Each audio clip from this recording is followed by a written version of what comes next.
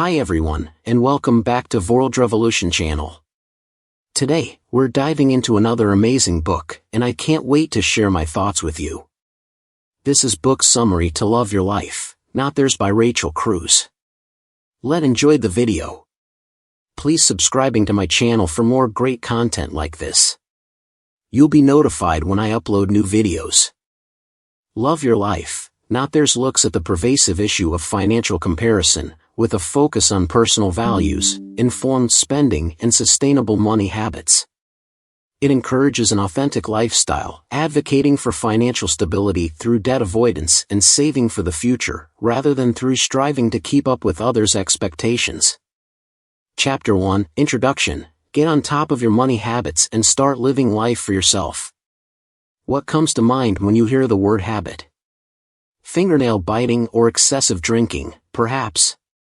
Sure, there are plenty of bad habits out there, but there are also good and healthy ones. Getting up early and having a healthy breakfast. Turning off the phone at dinner time.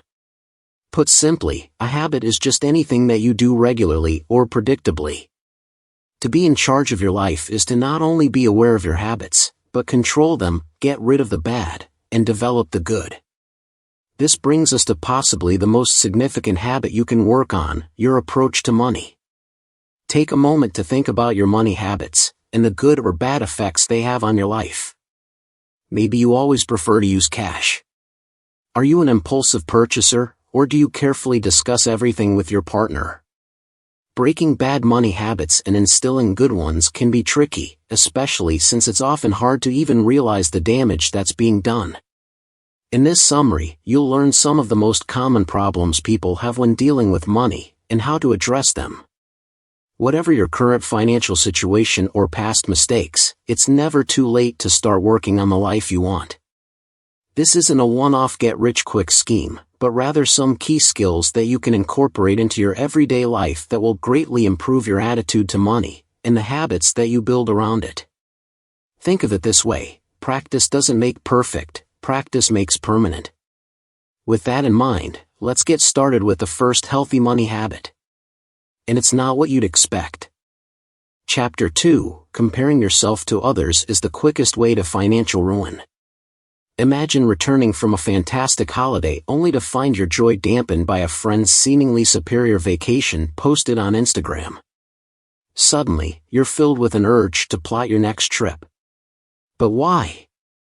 Comparing ourselves to others is embedded in our culture. The social media rectangle in our pocket gives us a constant stream into the highlights of others' lives. But financially speaking, this is a game you can never win. They are showing their best selves. More than that, they are showing a version of themselves that doesn't even exist. It's no wonder you're left asking, am I good enough, or considering a better car or a nicer holiday? Such comparisons, and the bad financial decisions that often follow, ultimately stem from your own insecurities. You're not going to change what other people do or post on social media, but you can refocus on your own blessings, and let go of other people's #blessed. The first step is to acknowledge that maybe your idea of your friend's holiday, or marriage, or social life, isn't accurate. You have no idea what's really going on, what doesn't make it to your feed. So stop worrying. Having nice things isn't the same as wealth. Someone who has a nice car might in fact be in huge debt. The flip side of this is having wealth doesn't mean you have nice stuff. The truly wealthy aren't buying things they don't need. Change your mindset. Cheer for others instead of competing. Your friend went on a nice holiday? Good for her. Your cousin got a promotion? That's great. Separate their achievements from your self-worth. Don't compare yourself to your parents either. Their longer lifespan and different circumstances make such comparisons unfair. Reflect on the word deserve, and what it means to you. Avoid justifying luxuries with "I work so hard, I deserve this." The truth is, you don't deserve anything you can't afford. Work diligently, but reward yourself wisely if saving is your goal. At the end of the day, the ultimate cure for comparative living is to simply be content. Embrace who you are, and what you have. Your two best friends here are gratitude and humility. If you are happy with what you have, and think of yourself less often, your spending habits will flourish. With that habit under your belt, it's time to tackle one of the biggest obstacles to financial success: debt. Chapter 3: Lose the debt and live your life. We've all been there. There's something just out of our budget that we really need. Be it a new couch, a sleek new phone, or a car, it's tempting to take out a loan, initiate a down payment, and walk away with your coveted item, confident that you'll pay it off later. Welcome to debt, that formidable four-letter word. Whether it's a car payment or a student loan, if you owe anyone anything, for any reason, you're in debt. While it may seem like a convenient solution to an immediate need, it takes both a financial and emotional toll, affecting your work, spending habits, and lifestyle. Two misconceptions often trap people in debt. First is the idea that there's good debt and bad debt. Regardless of how you got into it, all debt affects your life in the same way. The second faulty assumption is the idea that debt isn't really a big deal. In fact, a casual acceptance and reliance on debt can be very destructive. If you're in debt, don't feel bad or guilty. Society normalizes debt, and it often starts working its way into your life at a young age, before financial maturity. But it's never too late to do something about it. First off, you need to get rid of that credit card. Despite widespread usage, the average household is burdened with about $15,000 in credit card debt. Just because something is normal, doesn't mean it's good. Don't be fooled by perks such as frequent flyer points. They often remain unclaimed, serving as lures to keep you in debt. What about emergencies? While it's comforting to have options, using a credit card for unexpected expenses isn't ideal. Emergencies do happen, so set aside some cash for situations like this. Start saving today for that exact purpose, and an emergency won't be followed by the stress of additional debt. What if, like most people, you already have a huge student loan? It's tough, but you need to pay that off as quickly as possible. Increase payments when you can. Treat it like an unwanted ex, who you need to kick out as soon as you can. The same goes for any other debt you're already in. Start a debt avalanche, focus on paying off your largest debt, then when that's done, put that same amount into the next biggest, and so on. It will disappear with a satisfying exponentiality. Getting out and staying out of debt is one of the most important financial decisions you can make to take control of your life. Chapter 4: Use a budget to take control of your money. Imagine being on holiday with unlimited money, and the freedom to spend it on whatever you want. Sounds great, doesn't it? Undeniably, spending money is fun, but the concept of budgeting dampens that joy. Think of your budget like organizing a messy closet. Organizing your finances gives you clarity on what to allocate where, and what to eliminate. It's part of the freedom and responsibility of growing up, just like keeping your living space tidy. This doesn't mean always denying your desires. Instead, recognize that sometimes your wants and desires can exceed your means. Ever wonder where all your money went? A budget can prevent that, but you need to be honest with yourself. Learn to say no to unplanned purchases, whether it's an enticing ice cream, a nice pair of shoes, or an adorable onesie for your child. If this feels restrictive, then change your perspective. Instead of a budget being a set of limitations, think of it instead as a guide for what you can spend money on. It's not just a joyless rationing of money for bills and other necessities. It's a plan to spend money in alignment with your goals. It's about acting with intent and having control of your money. So, how should you plan your budget? Approach it as you would plan for a marathon. Everything needs to be mapped out in advance: training, rest, and run days. You need to decide where you are allocating your money. Create a new budget before the start of each new month. The goal is to be proactive, not reactive. Record your budget, on paper or digitally. Allocate an amount for giving, saving, and spending. When these categories reach zero, then that's it for the month. the spending category takes the most consideration. Realistically estimate essentials like food, rent, clothes and transportations, then with what's left over take into account secondary priorities, like insurance, entertainment and other miscellaneous expenses. And of course, don't forget debt repayment. The beauty lies in the flexibility and freedom of choice. Saving for some golf clubs? Lower your grocery budget and put a bit into savings. Hosting a dinner party? Allocate more to food. Your budget, money and life are in your hands. In the next section, we'll have a look at one of the budget's trickiest components, saving. Chapter 5, Save seriously and you're set for life. Life is full of surprises. While good surprises are welcome, you need to anticipate and prepare for the bad. A car crash? Dental emergency? Global pandemic? Savings won't prevent these, but they give you options when such events occur. Priority number 1, the emergency fund. If you don't have one, start immediately. Begin with $1,000, which, in a crisis, can be the difference between immediate resolution or long-term debt. Eventually you'll want to have 3 to 6 months worth of total expenses and savings. The weight this will take off your shoulders is priceless. Remember, it's insurance, not investment, so keep it separate from other savings. Next, start saving for predictable stage-of-life events, major future expenses. Here are a couple of the main ones.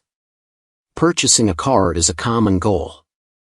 As we've learned, you want to avoid any kind of debt, including loans for a car. So instead of paying $500 a month on an expensive but depreciating vehicle, save $500 monthly until you can afford to buy a reasonably priced and practical one. The next big life event to save for is retirement. It's easy to neglect, because honestly, we all think we'll stay young forever. With a strong, debt-free foundation, you should start putting 15% of your income into a high-interest, low-tax retirement fund. This can be complicated, so it's best to consult an expert. Another milestone is your kids' college. To prevent burdening them with loans, start saving early. There are many other life events, weddings, expanding the family, saving for big trips. Whatever it is, start the saving habit as early as possible. Perhaps the single most significant life purchase is buying a house. Due to the ever-increasing value of real estate, this is also an investment. Ideally, buy a house with 100% down payment. This may seem ambitious, but if you find ways to save early enough, it's not impossible. If you do have to take out a mortgage, do your research. Ensure it's benefiting you, not the bank. A good mortgage would be a 15-year loan, at least 10% down payment, and the monthly installments no more than 25% of your income. If you're paying too much, your emergency savings and other milestones may suffer. It all comes down to planning, understanding, and a little bit of patience. Start saving smart today. Chapter 6, Intelligent Spending Leads to Effective Saving. Picture this, you're in a kitchen store, considering 2 different sets of fancy pots and pans. How on earth can you decide which to get? You're missing a better third option, not buying them at all, and saving that money. This is one of the most important financial habits you can cultivate, thinking before you spend. Now, there's no inherent harm in spending money. The problems come when you start spending like you're rich. This is an easy trap to fall into. We are constantly bombarded with images of happy, wealthy people, so we're sucked into a lifestyle we can't afford. The line between need and want becomes increasingly blurred. Take grocery shopping as an example. How do you stop this necessary activity from turning into a black hole in your pocket? Firstly, make a list, and stick to it. Decide what you're buying while you're still at home and you won't be as tempted to make impulsive financial decisions. While making your list, also plan your meals for the week. Shopping less and buying in bulk will go a long way to staying within budget. What about eating out? It's not necessary to remove this luxury entirely from your life, but be smart. Don't do it every night. Consider just getting water instead of a bottle of wine. If the portions are big, maybe you can share a meal. There are always ways to save. But be careful not to save your way to an empty bank account. Even if something is $25 off, if you weren't already going to buy it, then it is still an unnecessary expense. Beware of online shopping. Turning the buying process into a simple click can remove you from the reality of your spending. Even little things like 99-cent phone apps add up. It gets a bit complicated if you have kids. Remember, you are in charge of what you spend on them. Don't get sucked into buying them unnecessary things to make them happy. They will learn their money habits from you, so set a good example. This also counts for Christmases and birthdays. Your 2-year-old doesn't know how much the balloons cost. Do you really need the fancy ones? You can budget for presents over the year, so you don't have to go into debt every December. Whatever you're spending, remember, you are in control. Pay attention, be responsible, and save, save, save. Conclusion. The habits you form around money can mean the difference between a life of comfort and financial security, or crippling debt and lifelong stress. It's up to you to choose which habits you cultivate, and which you work to break. It all starts by living your own life, for yourself. Don't compare yourself to others and you'll have fewer reasons to spend outside your means. This makes it easier to stay out of debt, a thing you should avoid at all costs, no pun intended. When you start saving money, make a plan for it. Budget accordingly, and set something aside for emergencies, as well as key life events. Your future self will thank you. Finally, spend responsibly. Avoid unnecessary temptations, plan ahead and don't buy anything just because it's on sale. With your finances secure, you can get on with enjoying life. Your life. Review. Love Your Life, Not Theirs, 7 Money Habits for Living the Life You Want by Rachel Cruze is a personal finance book that provides practical advice and strategies for individuals looking to take control of their finances and live a life aligned with their values and goals. The book addresses the common pitfalls of comparison and consumerism that often lead people to make poor financial decisions and offers a step-by-step guide to building healthy money habits. Rachel Cruze, a financial expert and daughter of renowned personal finance guru Dave Ramsey, shares her own personal experiences and provides relatable anecdotes throughout the book. She emphasizes the importance of avoiding the comparison trap and focusing on one's own financial situation, regardless of what others may have or do. Cruze guides readers through 7 key money habits that can transform their financial lives. 1. Quit the comparisons. The book encourages readers to stop comparing themselves to others and to define their own financial goals and priorities. It emphasizes the significance of contentment and gratitude as the foundation for financial success. 2. Steer clear of debt. Cruze highlights the detrimental impact of debt on one's financial well-being and provides practical strategies for getting out of debt and staying debt-free. She emphasizes the importance of budgeting, saving, and living within one's means. 3. Make a plan for your money. The book advocates for the creation of a budget that aligns with one's financial goals and values. Cruze guides readers through the process of budgeting, offering tips on tracking expenses, setting financial goals, and saving for the future. For Save Like You Mean It, Cruze emphasizes the importance of saving money and building an emergency fund. She provides insights into different saving strategies and highlights the benefits of delayed gratification and smart spending. 1. Think before you spend. The book encourages readers to think critically before making financial decisions. Cruze provides practical advice on distinguishing between needs and wants, avoiding impulsive purchases, and making intentional choices aligned with long-term goals. 2. Give a little, until you can give a lot. Cruze emphasizes the significance of generosity and giving back. She shares the positive impact of charitable acts on personal fulfillment and encourages readers to incorporate giving into their financial plans, regardless of their income level. 3. Lead a life you love. In the final chapter, Cruze reminds readers of the importance of aligning financial decisions with personal values and aspirations. She encourages readers to pursue a life they love, free from the burden of comparison and debt, and to focus on long-term happiness and fulfillment. Love Your Life, Not Theirs offers a refreshing and practical approach to personal finance. Rachel Cruze's writing style is engaging and relatable, making complex financial concepts accessible to readers of all backgrounds. The book's emphasis on the dangers of comparison and the importance of contentment sets it apart from other personal finance guides. Cruze's 7 Money Habits provide a clear roadmap for readers to take control of their finances. The step-by-step approach, supported by real-life examples and actionable tips, ensures that readers can implement the advice effectively. The book strikes a balance between motivational anecdotes and practical strategies, making it an engaging read while also providing tangible solutions to common financial challenges. One of the book's strengths is its focus on the psychological and emotional aspects of personal finance. Cruze recognizes that financial decisions are often driven by psychological factors such as societal pressure and the desire for status. By addressing these underlying issues, she helps readers develop a healthier relationship with money and make more intentional choices.